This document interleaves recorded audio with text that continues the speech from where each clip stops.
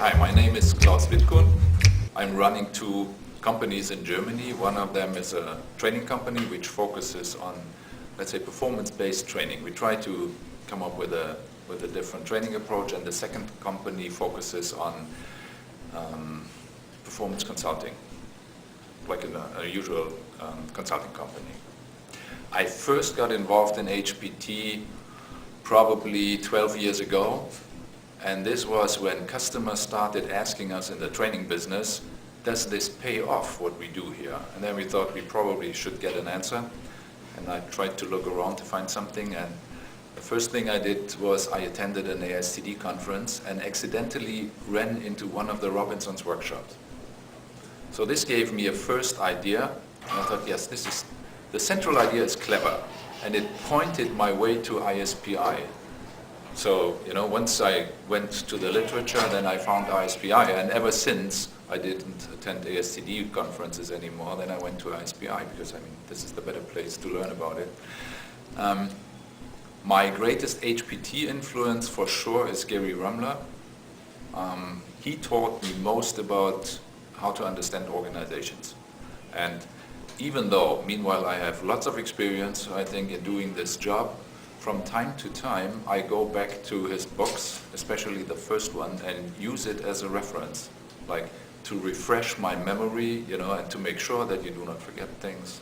So by far, this was my biggest influence, my greatest influence.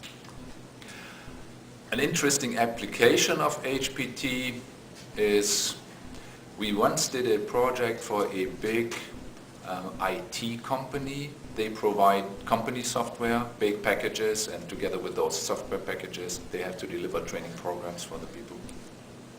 And what they had is they had several departments all over Germany which were responsible to invoice, and they constantly had a backlog in those invoices which was more than 1 million, which means they lost money all the time. But what management could see is some of those people working on those invoices, had piles of work on their desk. So this was the backlog, and other ones had a clean desk.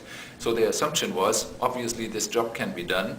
One part of the people is smarter and they know how to organize themselves.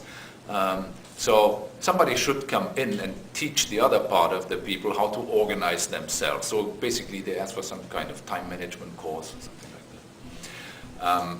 But this was the result they had in mind was people should learn how to organize themselves. But the real result, what they wanted to achieve was we have to get rid of this backlog, because we are losing money.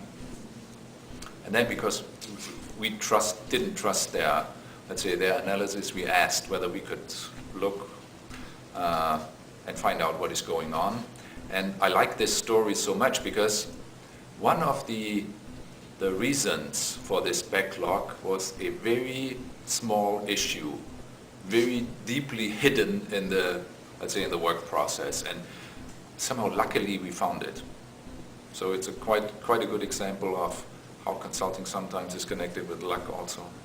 Because it turned out to be that way that the orders came in to those apartments, so they knew what was ordered, and then they had to organize the training programs also. But to do this, they had to coordinate with technicians, for the technical equipment in those courses, and if they ran too many courses, they had to buy the technical equipment from external providers, and the same was true for rooms. The number of participants was important. So finally, when they had to write the invoices, they had to get all this information. But all those departments, once the courses were done, had the feeling we did our job. Anything else is not important anymore. And therefore, they constantly had to ask for this information. And then what some of the people did was they were so pissed off that they filled in information into those invoicing sheets, which basically was not correct. It was not based on the data they got. It was based on, we know what we sold, so roughly it should be this. You couldn't send out those invoices if you didn't fill in the data completely. So the ones who did a correct job waited for the data.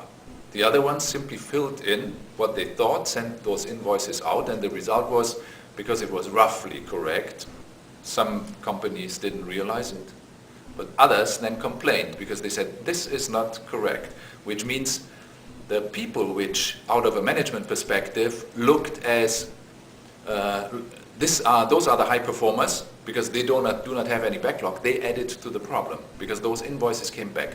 The only thing was, although they had a sophisticated template, the template did not have a field where those people had to fill in their initials. So nobody knew who sent out this invoice.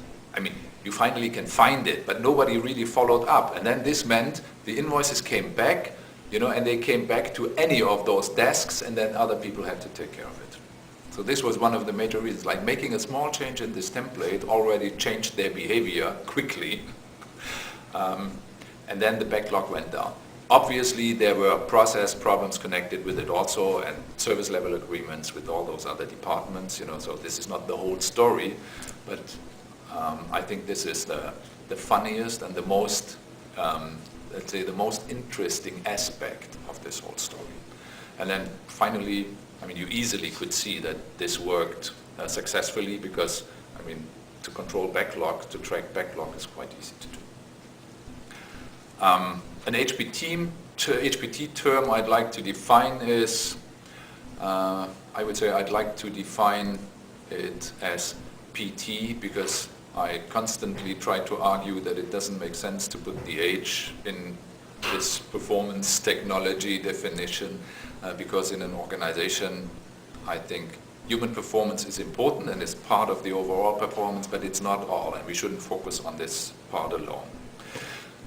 This is one thing, and then the other side of it, if you take it as PT, like performance technology, I would say it's kind of a body of knowledge being translated into tools which you can teach, like a craft. You can teach it like a craft, and you try to make sure that what you teach is on one side, let's say, based on science, as long as you work in a known area, but in consulting you have to do new things also, so you develop new things, and then you try to take care of not to do things which contradict what science already told us.